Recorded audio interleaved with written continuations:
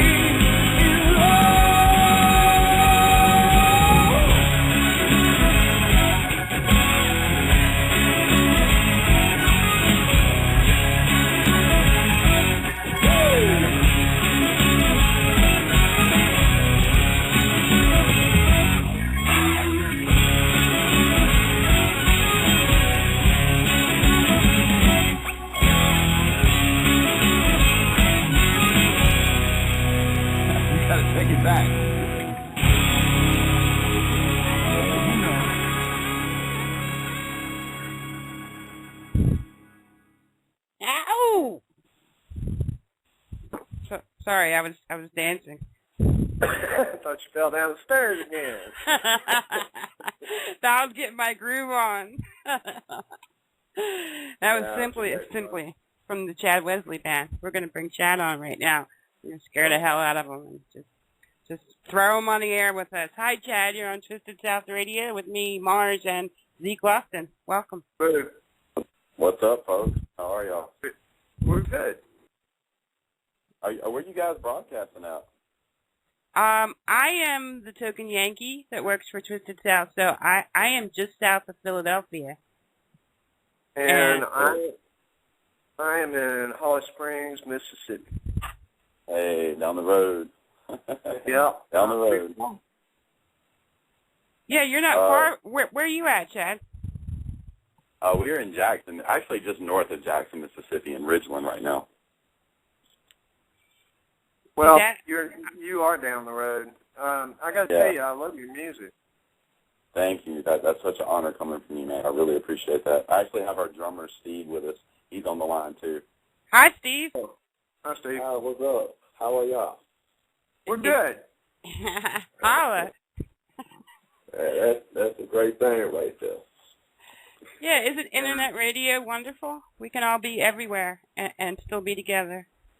Yeah, I actually got some nice little technology rigged up so he and I could be on the phone right now. We're actually using the Apple iPhones that have a little microphone in them. It's actually quite funny. We're sitting a little too close to one another for comfort, but I think we'll be all right. It's too bad it's not a video show. But, we have people call in from, tour buses. We have people call in, while they're peeing on the side of the road. We have people call in. I mean, we have had people call in from some laundromats.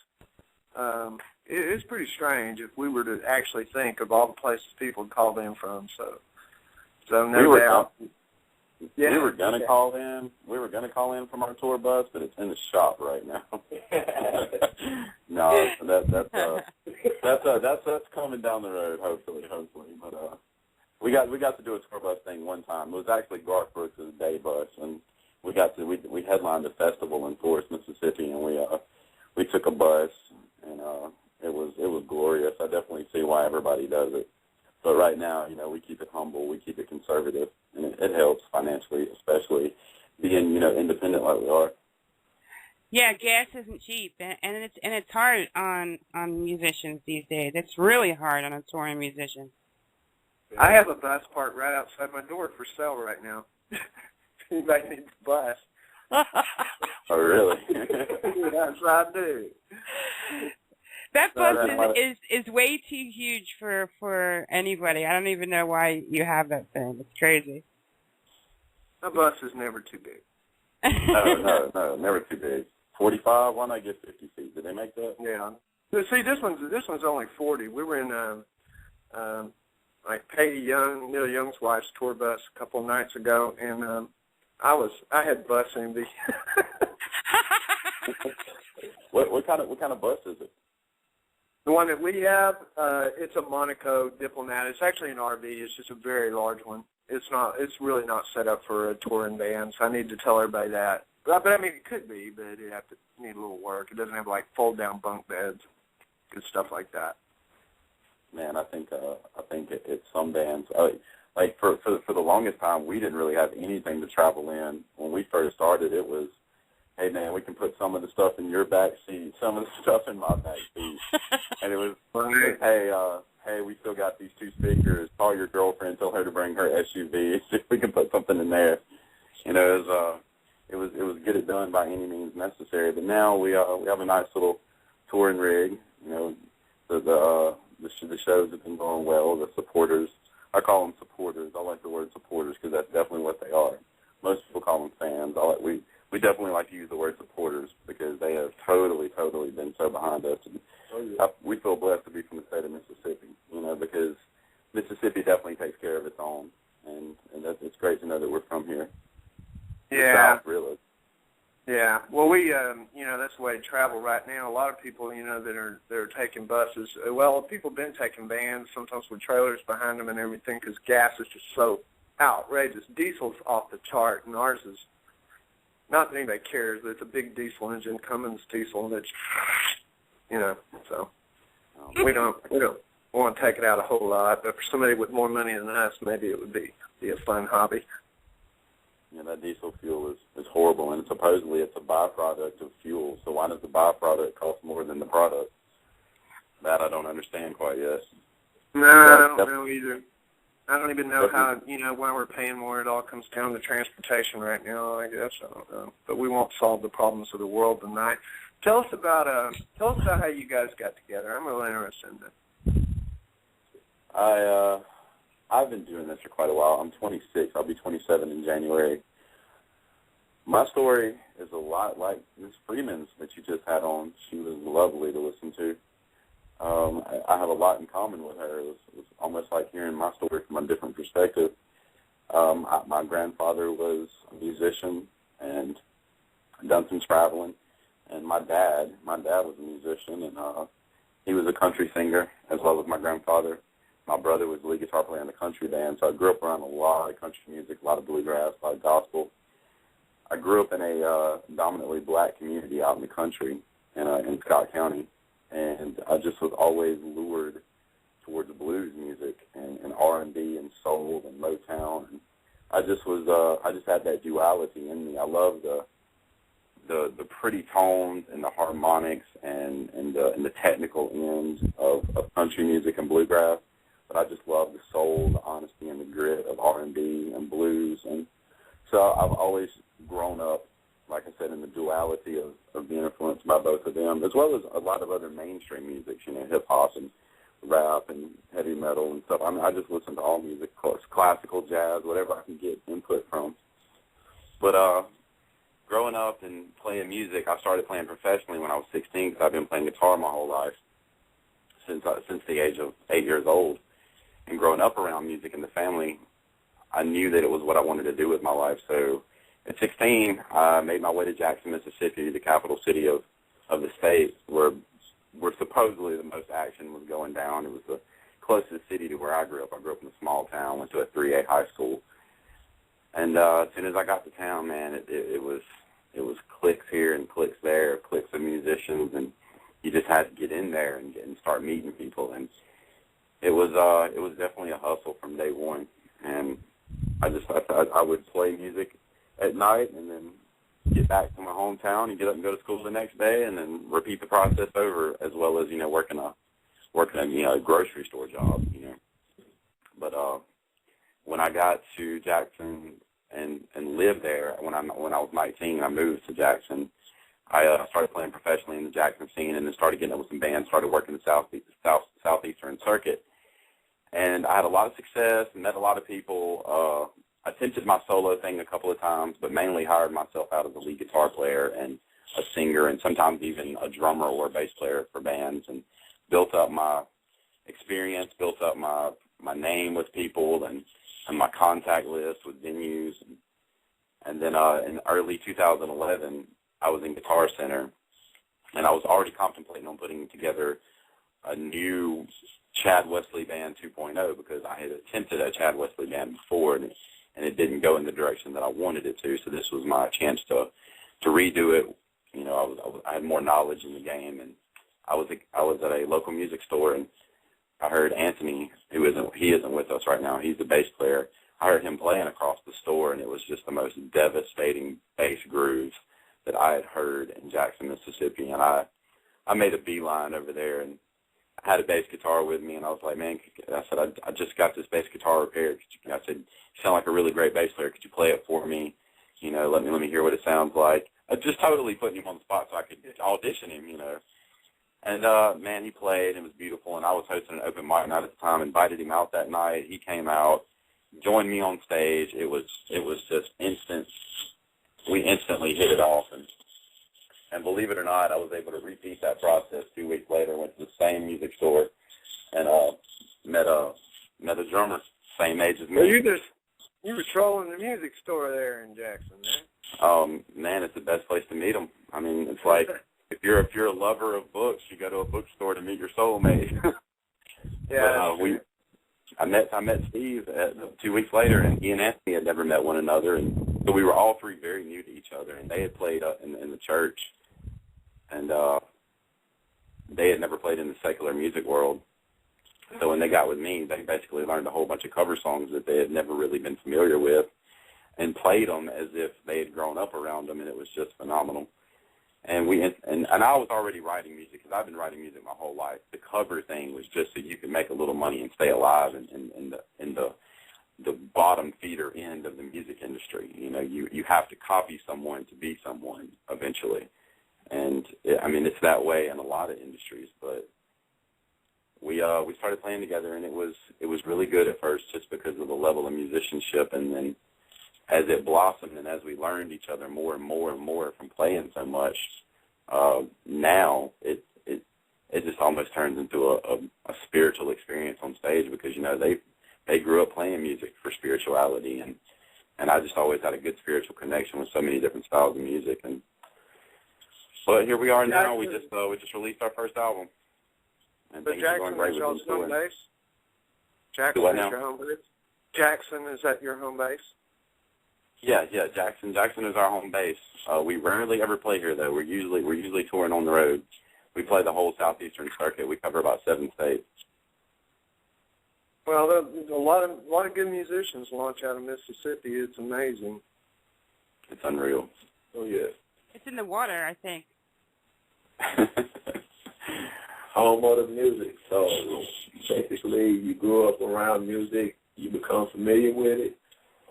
After a while, you know, it's only natural because you just been surrounded by it.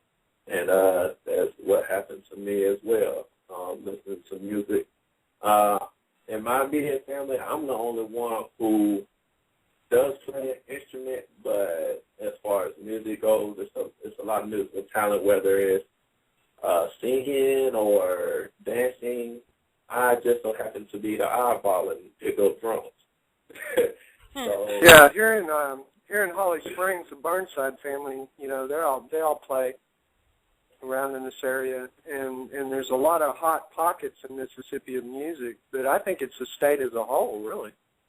Oh yes, it definitely is. It's fertile grounds for creativity, that's for sure. I mean, from Eudora Welty to B.B. King to Oprah Winfrey to, everybody.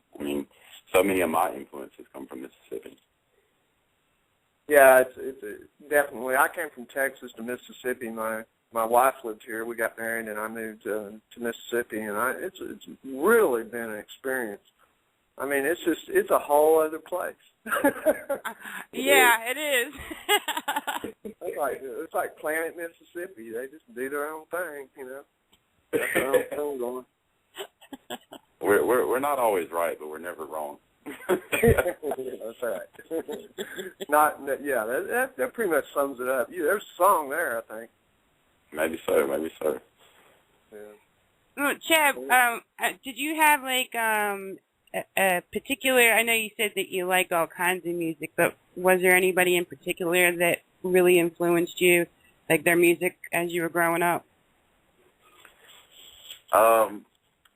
Having a family that was so into music, I got the honest privilege of growing up with a father and a brother who had really great taste in music, and my dad especially was very versatile in his life of music, and I think that's a lot where I get it from, because he was never closed-minded to anything, but he knew if I was going to aspire to be a musician, you can't help when you're born. I was born in '86, so therefore that means I missed several decades of really great music. Yeah, you did. Sorry to hear that. As well as I was born into, some good decades of music, but there were still so many decades I missed.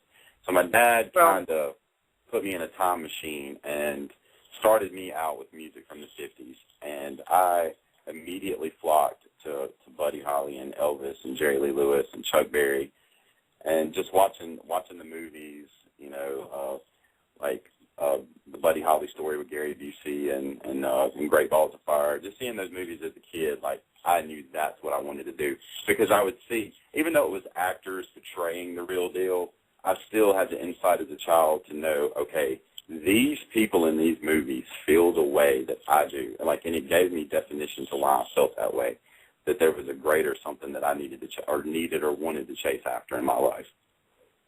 Huh. Special. Well, Jerry Lee is my father-in-law, so it's Yes. Oh, wow. Great balls of fire on that one.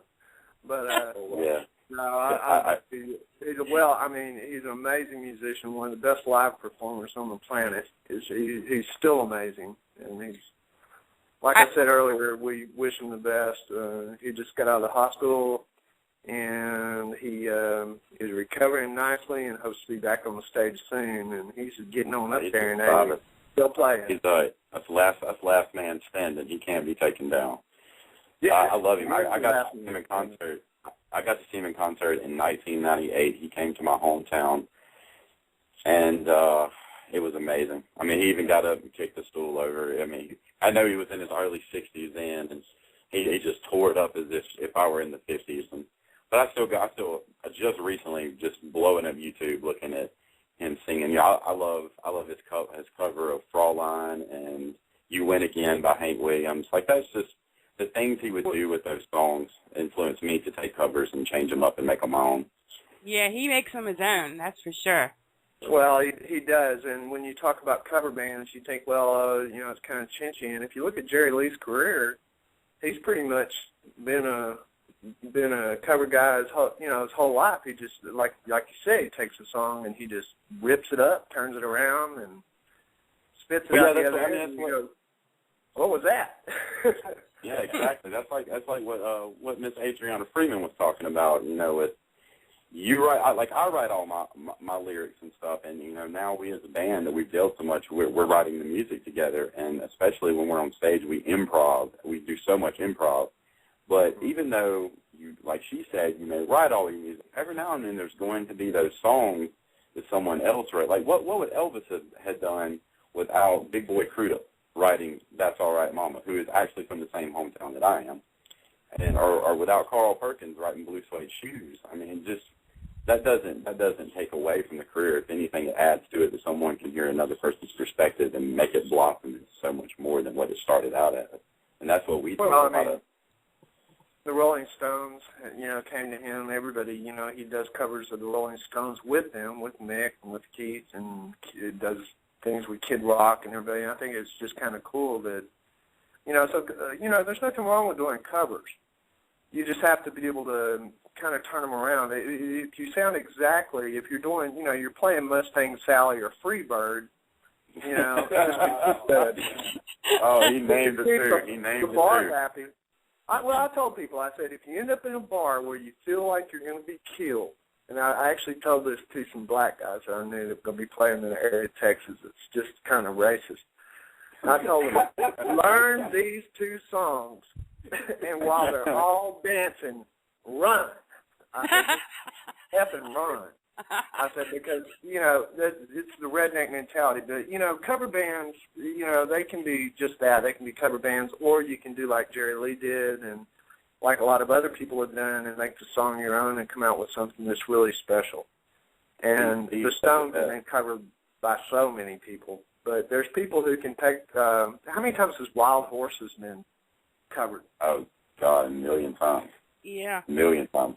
But there's people who really can wrap around that song and make it their own, So there's nothing wrong with covers. Just, it's good. Later down the road, it's always good, to have that songwriting in there.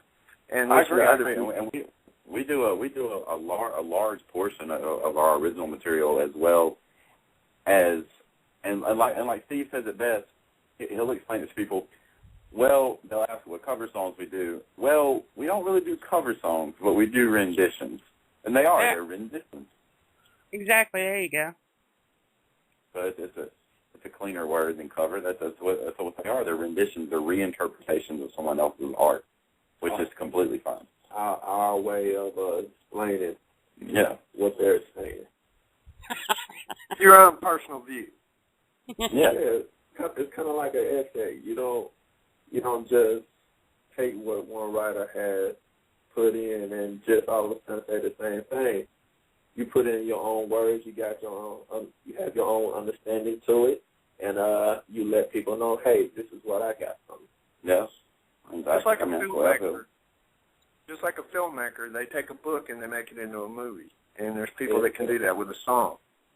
Yeah, exactly. But Jerry definitely influenced me a lot. especially just his attitude, man. Like, oh God, that was what I was the biggest fan of him. Like, and even in the movie, the way Dennis Quaid portrayed him. I mean, I don't know the man, the legend himself personally, so I don't know how accurate that portrayal is. But from interviews versus the movie that I saw, you know, I was always enthralled by that scene where he caught the piano on fire and told Chuck Berry, "Follow that killer." That created something inside of me when I was little. Like, I played sports a little bit, but like my problem with sports was I played sports for fun and never was competitive, and that always left me behind all the other kids because I wasn't really competitive in sports. But I knew I had a competitive nature, and my competitive nature was on the stage, not in any malicious form whatsoever. I love for everybody to do their art and succeed. But as far as an entertainer goes, like when I saw that scene as a child, I don't think I've ever even talked to anybody about this. This is crazy. I'm debuting it to the public. But when that scene in that movie always just stood out to me, and it really showed me that when you hit that stage, you have to be a great ball of fire. Like, you have to. His charisma was just unprecedented, and like I try to hit the stage with that kind of charisma. So if anything, aside of the beautiful music that Jerry made, it was definitely the charisma that influenced me the most. And when you see the live show, it's there. He did a lot of shit, and he never apologized for it. You know, whenever we get to talking about that movie, I always think about that. I always get crazy texts and phone calls from you, Zeke, and most of them were not fit for any kind of public knowledge, but there's been a couple. And the one I always think of, I think it was maybe last Christmas, or it could have been the Christmas before, that you texted or called me, and you just said, "Everybody in my house is from the movie Great Balls of Fire, but it's the real people." I'm like, oh, man. Yeah, it gets kind of surreal at times, and but you know, I mean, he is really, you know, I probably would have never met Jack White if it wasn't for Jerry Lee. There's a lot of things that he gave me indirectly, and you know, I will say he can be a little tough as a father-in-law, no doubt. But you know, I never ever forget that he is who he is, and he's a legendary performer, and we're going to move off of him now so we can listen to more of your music and talk more about your band. And we have a caller we're going to get to after this song here, One Beautiful Day. Good deal. Our worth is not what we put on, it's not what we possess. You'll take none of them with you when you go, except the love you have received and given.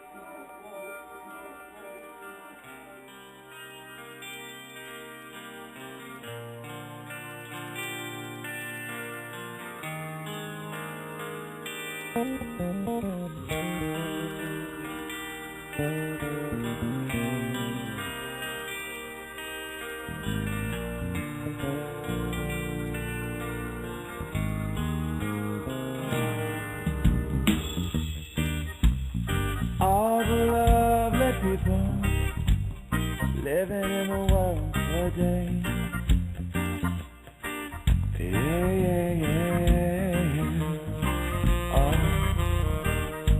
You're trying to find a way. You're trying to find the words to say to me. It all seems okay, yeah. I'm here for you. You were there for me. All alone, 'cause we've got love. We got soul. We got everything that you could ever need. And we've got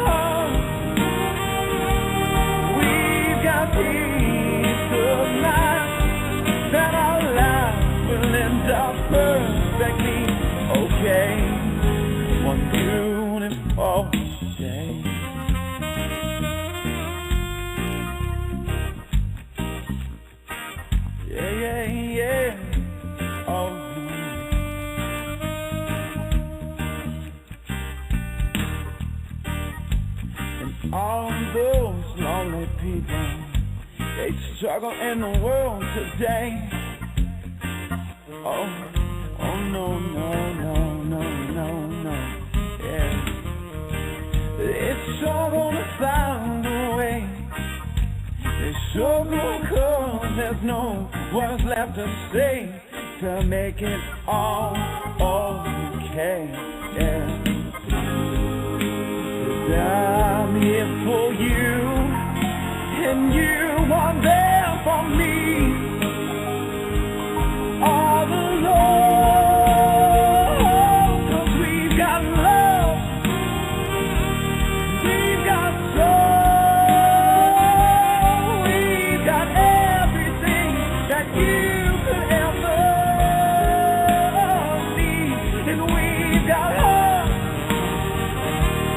we've got peace of mind, that our lives will end up perfectly okay on a beautiful day.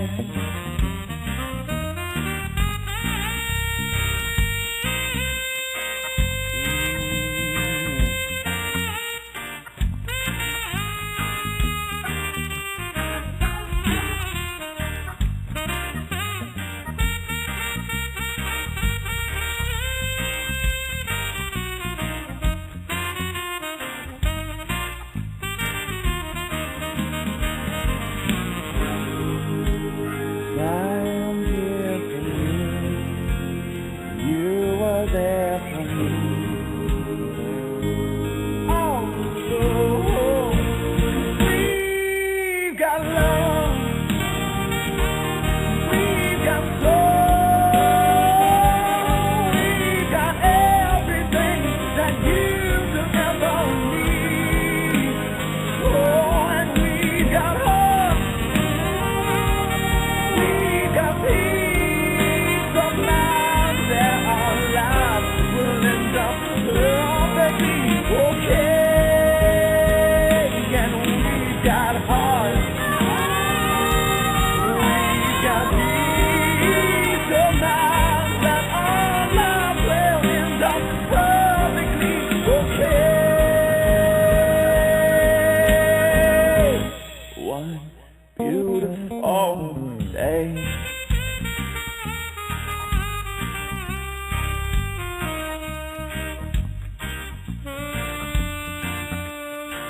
Everything gonna be alright. You know, one day, oh, beautiful.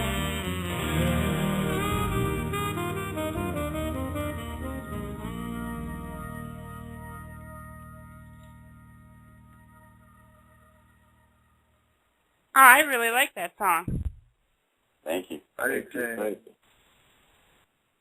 Oh, see, it's great because, like, we played a show in Hattiesburg, Mississippi last week, and we had some fans that came in from Brookhaven, and they had actually made shirts that were dedicated to the song that y'all just actually played. They had a heart and the word soul written down the back and a peace sign for the for the lyrics to the chorus. But it's starting to get kind of scary like that. Like it feels like we're moving people, and that's what I want to do, because I want to move people back in the direction of not just music that was raw and of honest nature, but necessarily move people back to a more of a humanity state of mind. Apparently you're definitely getting people there, according to that caller. So, and I love your music, and we're going to be playing you in the future too. We're getting close to the top of our hour, but I would definitely like to hear more of your music before we go. All right, let's play a little more. All right.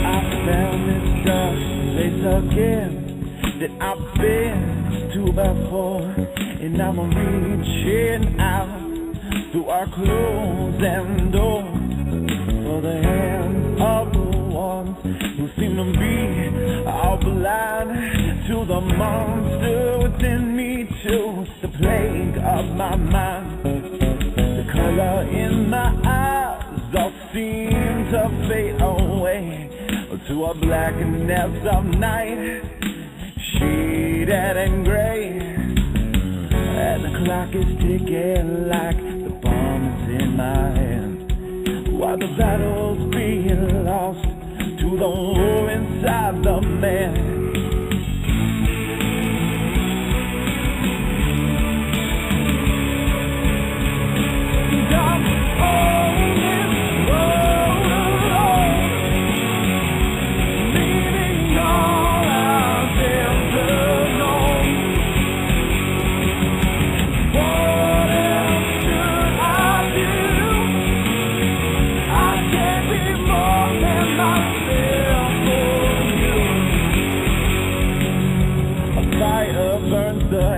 On the board, on the streets at night, while you lay in your silence, in your shelter made of spite.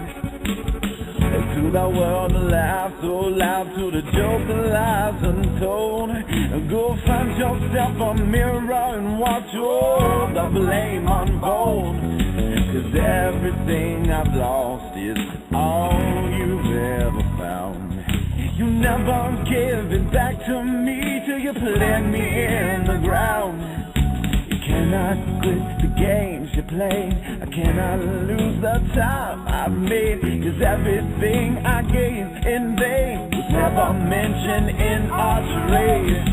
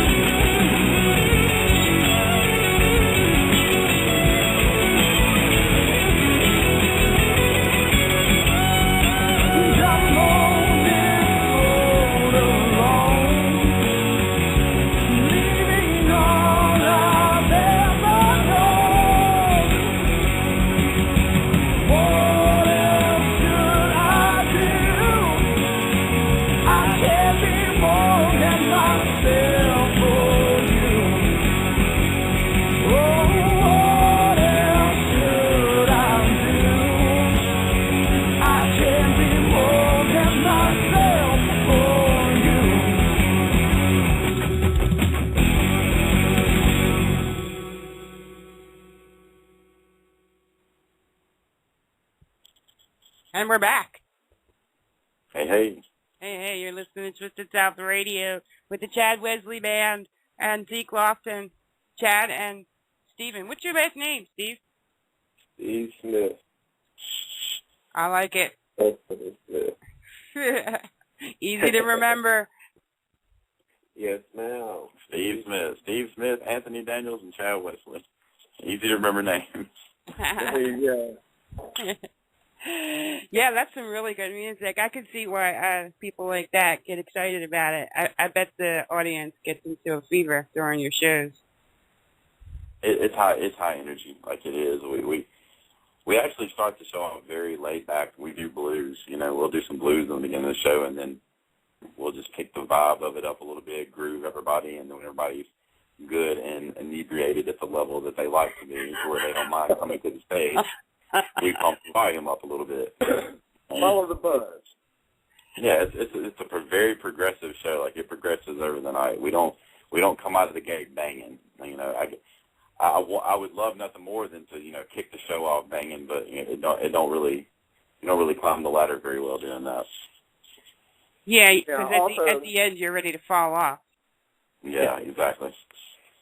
I wanted to tell you guys, sometimes and everyone out there, sometimes when you're listening on your cell phone to the show, we have a lot of people, most of our listeners actually listen after the show. But like we said before, we have had as many as almost 70,000 live listeners at one time. But sometimes if you're on cell phone, when there's music that is really intricate and there are a lot of things going on, you'll hear a little bit of a cutout.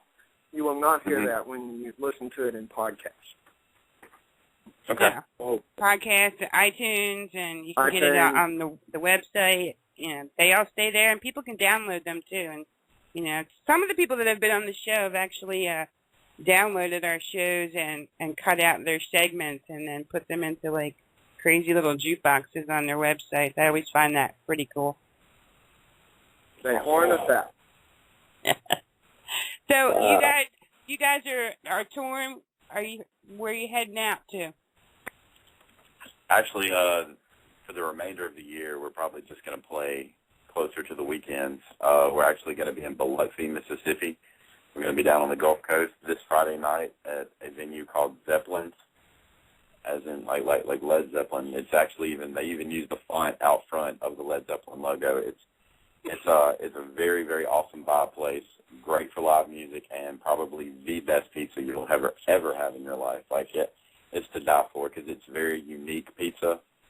But the show usually starts up around 10 o'clock, but we'll be there this Friday night, and we're just going to play weekends for the remainder of the year. And come January, our agency is working on putting a tour with our new sponsor, which is to be announced very soon.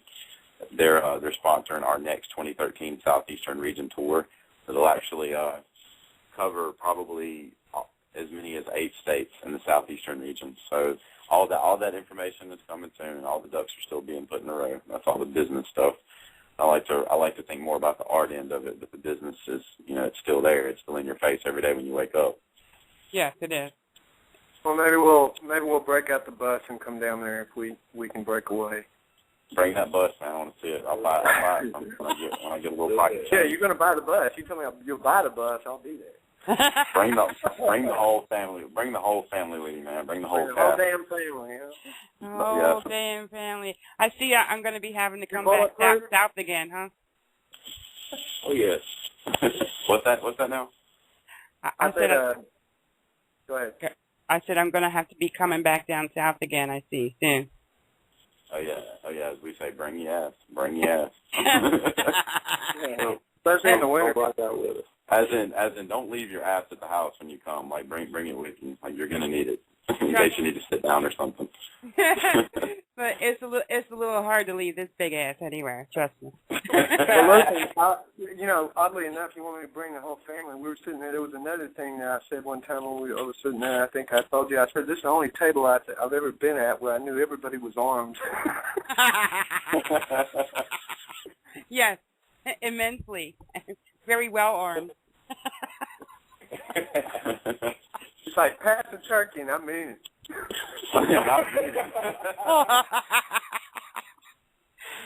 Yeah, I'm coming down for the holidays. I want some of that action. Yeah, well, it's up or down. You never know from year to year. But anyway, I tell you, I wish I could. We've been planning on going down there too. So I don't know. Maybe a miracle will happen and we can make that gig. We'll see. Yeah, it'll be this Friday night. This Friday night at Zeppelin's Pizzeria and Bar in Biloxi, Mississippi. We usually start up around 10 o'clock. And we will be honored to have y'all. Oh, man, very much so. I know you're up in Philadelphia, Mars. Yeah, I could probably say that I'm most likely not going to be there. But I know. You're way up there. But I'll definitely support you, and I'll be there in spirit. And as we said earlier, I'm a hell of a poster on Facebook, so I'll spread the word. Yeah. Oh, thank you. We might have to just capture some video for you to see. Yeah, we're definitely gonna take some video. We're trying trying to incorporate a lot of new stuff because we try to change and grow and adapt with you know every growing supporter to the cause. So we're getting ready for a new show in 2013. So this will probably be the last of this show that we've been doing for the last year because we're about to go in recluse for about 2 weeks and work up a whole new set list and work on a lot of these new originals because even though we just released our first album, we're already in the works for this actual full-length debut of Liberation LP because this one is the Liberation EP, which is available on iTunes and Amazon and Spotify and all the different digital music markets. I love living in the year 2012 because you can get music everywhere. I love living in 2012 because you can sell music everywhere. That's the thing. There's that business. And I don't have to rely on some big fat man with a cigar in his hand out and some gold rings on it, you know, telling me he's going to own my music, which is, I don't know, it may happen one day, but I'm going to try to avoid it. Right now, I just love playing for the people. I love making the music. The success is coming because it's attracting good people. Like, we really have good people that come to our shows. There's no fights. There's no things like that break out. There's never really any drama. Like, the crowds that flock to the music and to the show, they always leave real pacified and happy, and that's all I really care about. I get really depressed if a fight breaks out, man. I feel like I didn't do my job. You know, I like to make sure everybody left, you know, feeling fulfilled emotionally, spiritually, wholeheartedly, as well as liquidly. Is liquidly a word? Can we make it a word? I'm going to remember that word. Liquidly. I'm feeling kind of adverb. I was feeling kind of liquidly when I ran over your bar.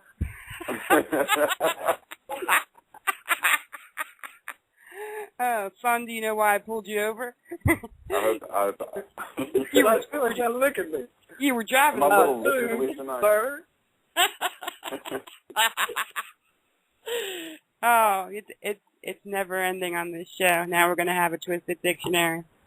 I was so scared coming on because Adriana's her interview was so meaningful and mature and heartfelt and so adult, and I'm like, man, how do I maintain, you know, like a straight character for this? Because we're such goofballs, we're jokers. We are clowns. Like we like to be crazy. We're pranksters, jokesters, and like, man, we probably really need to straighten up for this interview, man. Like, we probably need to get it together. we can't be all liquidly about this. Yeah, we adjust ourselves according to the band, and we're pretty good at it. Y'all done wonderful. Y'all are cracking us up, man. I'm going to be honest. We're sitting in my sports room. I have a sports room at my house. I'm a diehard Los Angeles Lakers fan, and I have a room that's just drenched in memorabilia. But when we're sitting in here, we actually, I told him to come over. I said, come over. So I said, I want you to do this interview with me. And so we were actually playing Xbox. So we paused the Xbox, and we've been sitting here doing the interview. We've been having a great time with you guys, and we thank y'all so much for having us.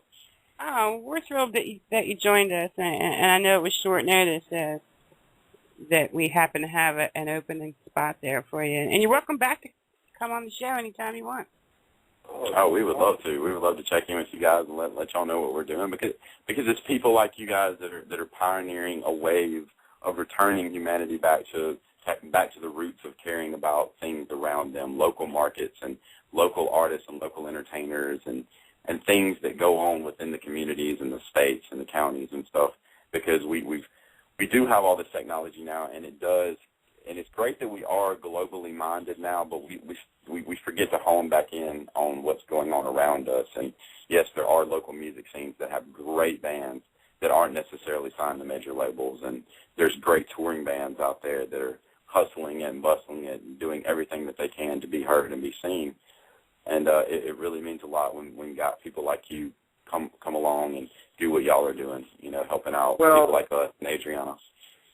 Well, when we started the magazine, it was supposed to be a one-off, and I was pissed off at a publisher, and I said I'm going to do one magazine because I did an interview with Janis Joplin's guitarist, and it was a good interview, and I didn't want it to be all cut up, and they were going to cut it all up, so I decided to do one magazine. And accidentally, Barnes & Noble got hold of the copy of the PDF and ordered for every store they have everywhere. And Borders did the same. You know, they were still operational at that time. And so we went national literally overnight. And I thought my printing bill was going to be really low because I thought maybe we'll do at the most 200 copies. And my first order was 17,000. I'm like, whoa, wow, what's going on here? That was just Barnes & Noble. And I wanted to support photographers that I knew and writers that I knew and bands that I knew, and I still do.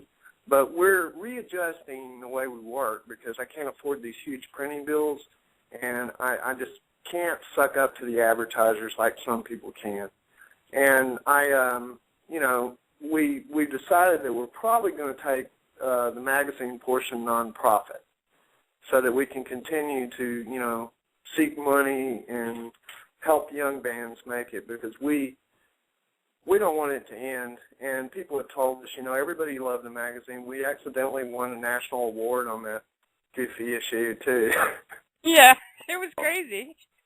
And so, we know that people want this, and we know they appreciate it. And it's kind of like Adriana said, it's like the sponsors don't realize that there is a market there. So they looked at us kind of like her. Well, we don't have any track record that you can have a magazine with maybe one big shot and a bunch of people that nobody's ever heard of, and actually, people will appreciate it. But we do, and we did, and we're just having to kind of readjust and say, do we want to keep doing this, and how are we going to keep it operational? Some parts, like Twisted South TV that's kind of, looming out there and things like that, we're may not go nonprofit, but the magazine portion, at least as far as the printed magazine, we'll probably have to do that. And the radio show, no matter what happened with the magazine or continues to happen, has always just been an extension of that philosophy of trying to get a voice of the people in the South and Southern culture. And even if sometimes we've had a couple people on here that aren't from the South, but they're influenced or they have some flavor.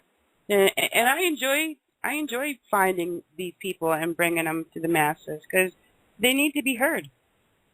Yeah, and I like getting letters from Italy and from Spain and from Germany and people that are, able to listen to you guys, that you might not, maybe you do or maybe you don't, but we're just a small window, but we open it really wide. Oh, yeah. This is a great opportunity right here. The things you do for locals and people who doesn't have the voice to put out, so you speaking for a lot of people who actually needed it. So with that being said, even though it may be a small door, it's a lot wider to people like us. Yeah. It's a lot wider than you actually may realize. But this is a huge door for us, and we think it is. It allows the message and the music to be broadcast to a whole new audience that may not picked up anywhere else, and it's we never know whether we're going to have 2,600 listeners or whether we're going to have 70,000 listeners. It's we never know, and it's crazy. But people obviously like what we're doing, so we're going to try to continue it. I know the radio show will go on and on and on, and I know that we'll have a digital magazine. Print is kind of sketchy right now because, it's just very expensive, and people are looking at the digital market more and more. And I love to have a magazine in my hand. I don't think magazines are going to go away. TV didn't kill radio. I don't think the Internet is going to kill books and magazines, but, it's a time when the industry is just they're all sucking up and saying, I don't want to be the first one to make a move, So everybody's kind of got their hands in their pockets. Yeah. And not pulling out with money. Well, we never listened to anybody before telling us that we couldn't do it or we shouldn't do it because, Likewise. They all told us we couldn't. They did tell us we could. You can't do it like that. Well, what do you mean we can't? We'll do it any way we want because we really don't even know what we're doing. We said that from the beginning. I said that from the beginning. Even when you read our magazine, you open it up, and that's the one that won the award. I'm going, I have no idea what I'm doing. But we understand exactly, because sometimes that's how our shows go. You know, like, should we do this? Well, maybe. Maybe. Give it a try. And then, you know, we tried, and thinking one thing turned out to be another. It turns out a lot better, and it's received a lot greater than we actually thought. So that's just what we become. Take risks, do things that's not normal. Yeah, we're gamblers on stage. We're huge gamblers on stage. Every show there's something we do that is been brought out that we didn't even know we were going to do. And you just remind me of something, man. Do we have time for a little quirky story? We do. Okay. So we were on stage at a venue in Brookhaven, Mississippi that treat us so good. Going to definitely give them a shout-out to the Moyers at Recess 101. Yeah. They've been so good about helping us spread the music in that town, and we've had such a great fan base built there of wonderful supporters. And we always try to give our best there, and we were having a night where everything was just going right. And if it went wrong, we felt like we could make the best out of it. And Steve was, just really getting into the drum playing and did something he rarely ever does. He drops a stick. And so he didn't want to lose the beat, didn't want to throw us off, so he just maintains it playing with one hand. And I look over at him, and he picks his stick back up, and I'm like, awesome, he picked his stick back up, and I started feeling better about things. And then, sure enough, his cymbal stand, droops and falls, and his cymbal's, hanging there. And I'm like, man, Murphy's Law is just pissing all over him right now. And then I go to playing with one hand, with my left hand. I started just playing one-handed on this guitar solo to reach over with my right hand, my picking hand, to help him pick his cymbal up. He takes one of his drumsticks and puts it in between his cheek and his shoulder to hold it, while he takes the hand to try to tighten the bolt. So he's playing drums one-handed, and I'm playing guitar one-handed. And we extended to the cymbal with our other hands. Yeah, we're trying to work on the cymbal with our alternate hands, not realizing, hey, we're both playing one-handed right now. And doing a job. But when we realized we were playing one-handed and we got the cymbal fixed, we look over at Anthony. Anthony's just smiling at us playing one-handed.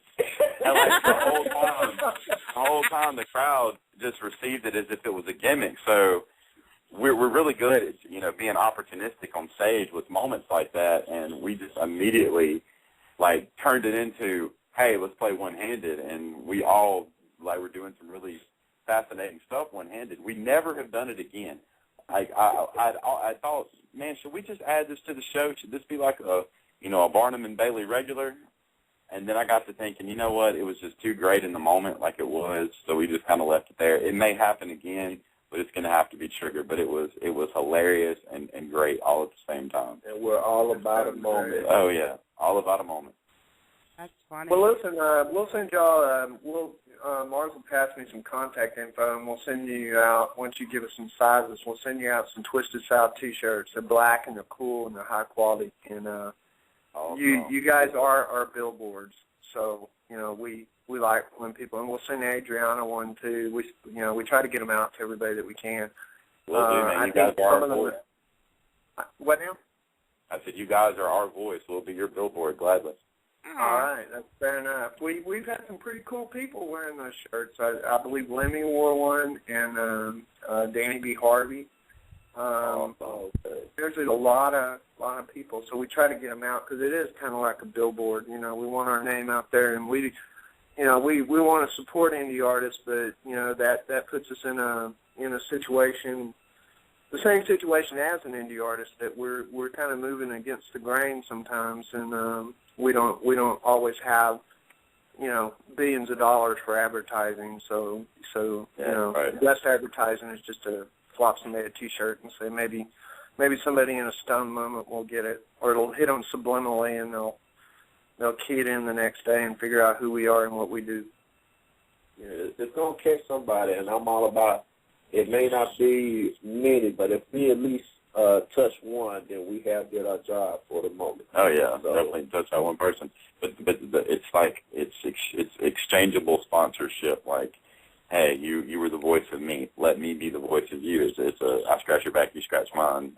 Exchange of sponsorship, and it works wonderfully, especially in this type of market. Oh yes. And you get a free T-shirt. Oh, yeah, the perk of all, yeah, the free T-shirt. Always love having a free T-shirt. Yeah, I will send you a T-shirt if you do not play Freebird. Ice cream puppy, free T-shirt. No, I love Freebird. I really do. It actually is one of my favorite songs by Leonard Skinner, which is really, a lot of people don't say that, but it really is my favorite. Well, it's not my favorite. But I will say this, I probably, when I was 14, 15, I think I lost half my hearing to that song at the Coliseum in Houston. Second row in front of the amps. It's like, I couldn't hear for 3 days. I got to play Freebird for about 8,000 people at the Neshoba County Fair. It's the oldest county fair in the United States. It's in Mississippi, and I was playing with a very reputable Southeastern cover band, and I got up there, man, and I went crazy. Like, I was in front of 8,000 people playing Freebird, and they lit the lighters up. I mean, so I kind of killed two birds with one stone. Not only did I get to, live my little boyhood Leonard Skinner dream, but they had a pit down in front of the stage. So I jumped off and, once again, doing the left-handed thing, just playing with my left hand, and I ran down through the crowd, giving everybody the five like Slash did with Guns N' Roses. So I kind of got to kill two birds with one stone on that, but I haven't played three birds with one stone. I killed Freebird with one stone. Hey, doesn't Slash have a T-shirt? Yeah, yes, he does for sure. Yeah. We got it from rock and roll photographer, my buddy Robert John. Yeah, he's a good guy. I think Stradlin has one. A lot of the Guns N' Roses people have them. We get them out all over. I don't know whether everybody wears them, but you never know. They're pretty cool, and they're understated. They're not like a huge billboard. It's just got our name on it. We'll definitely wear them. Yeah, well, it'd be cool. We like everybody to do that. And anybody out there who wants to buy a T-shirt or start a band and get a free one, you can go to, where are we selling them at, Mars? TwistedSouth.com, I guess. Yeah, you click on the crazy floating yellow Zeppelin that says Emporium on there, and it'll take you right to our store. And we have T-shirts and hoodies and koozies, because I love to say the word koozie. Yeah, I guess in winter, I guess the thing is on stage are kind of hot. That you never know. We might make y'all a total package deal. So we'll get some sizes from y'all, and we'll send some stuff home. That would be great. We will totally be. We said before we would love to be the NASCAR of the music industry. All right. Well, we all sound like a bunch of people on the telephone. We better play a little music before everybody goes crazy. Okay. Here we go.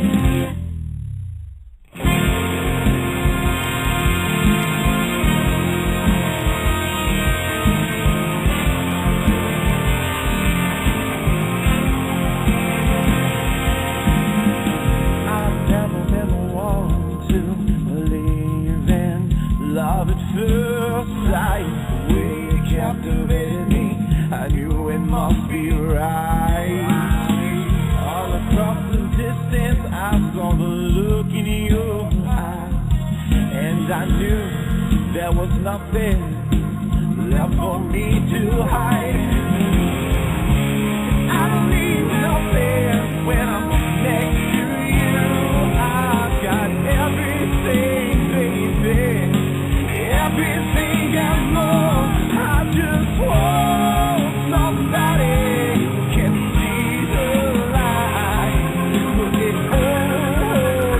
together, baby. Yeah, make it right.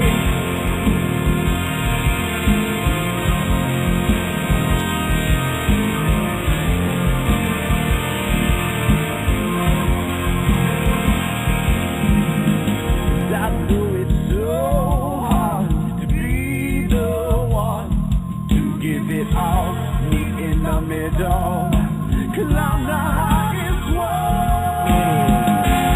I'm not the break down, lose all control, build a love that will last, one that will never go on. I don't need nothing when I'm next to you. I've got everything, baby, everything and more. I just hope somebody can see the light, put it all together, baby, and make it right.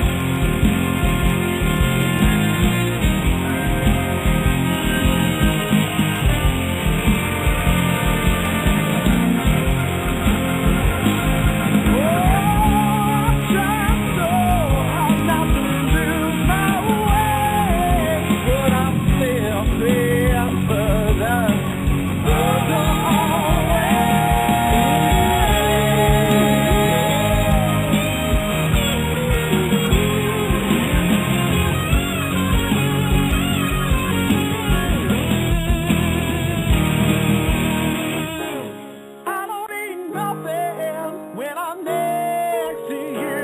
I've got everything, baby, everything and more.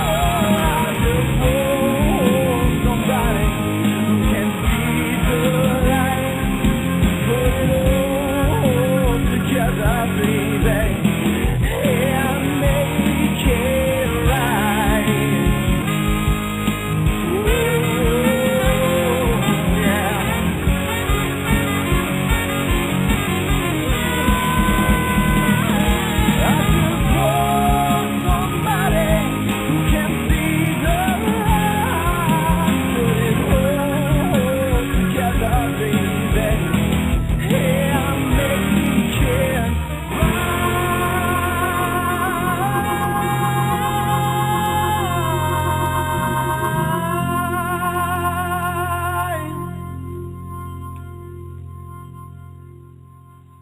Right on. Where can everybody buy that music? Let's tell everybody your website again.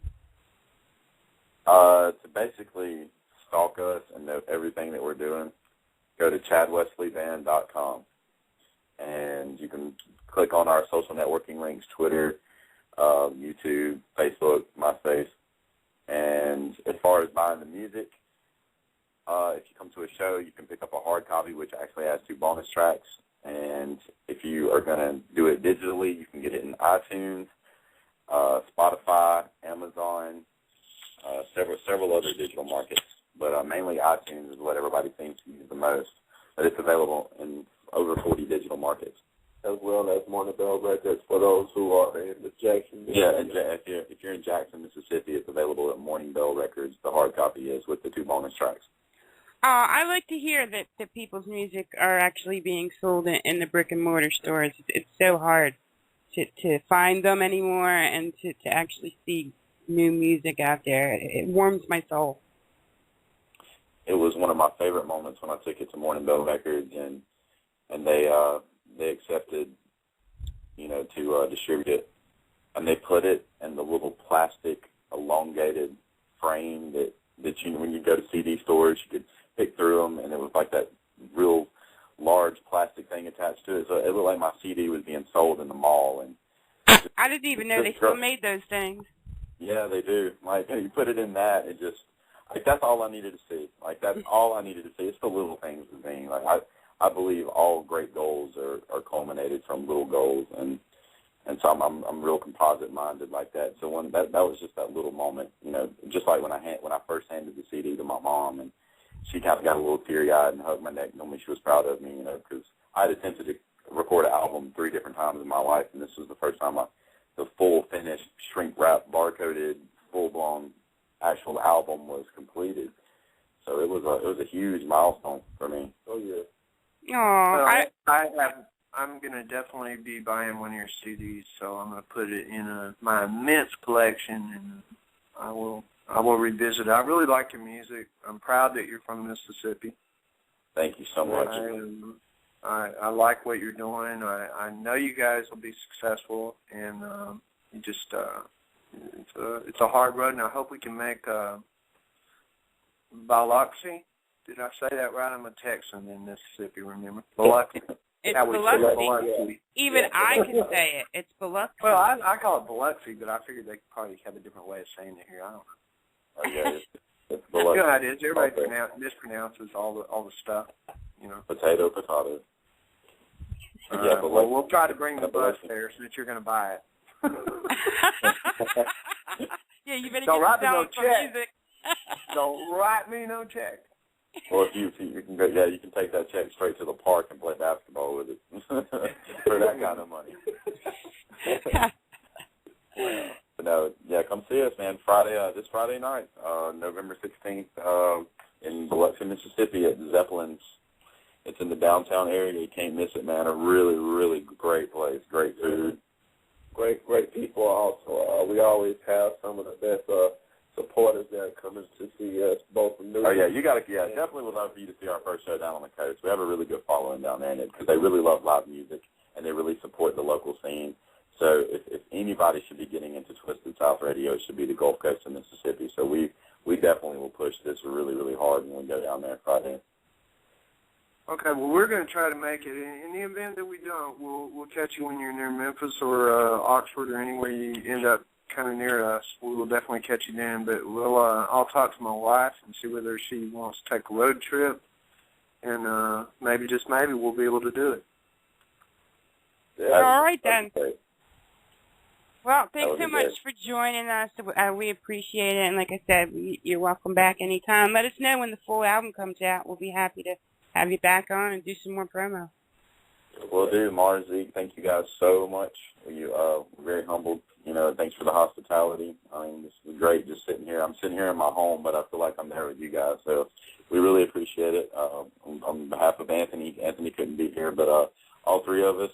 And thank y'all so much. Y'all let us know when y'all want us to come back. We'll be glad to chit-chat with y'all anytime, maybe on a bus. Okay. We'll definitely have you back. All right. Good. Thanks. Good night, Have a guys. great night. You too, thanks.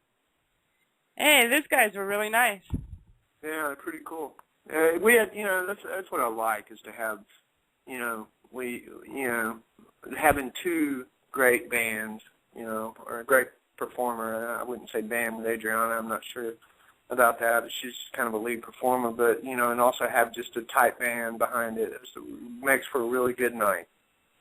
Indeed, it does. So what are you going to do now? Start playing crazy stuff? But we're going to end. We'll end with some of Adriana Freeman's music. But in between then, we'll let you go nuts on whatever you decide to pick. I have a list loaded, and it's called Zeke's Music. No. Don't play my music. Play whatever you want. Well, I was going to play something from that list because I like it. Oh, okay. Well, if How's you like that? it, play it. But I'm not going to hold you to any list. You don't have to keep to any list I like it. If you like it too, then play it. I do like it. I'll play a nice little block for everybody. All right.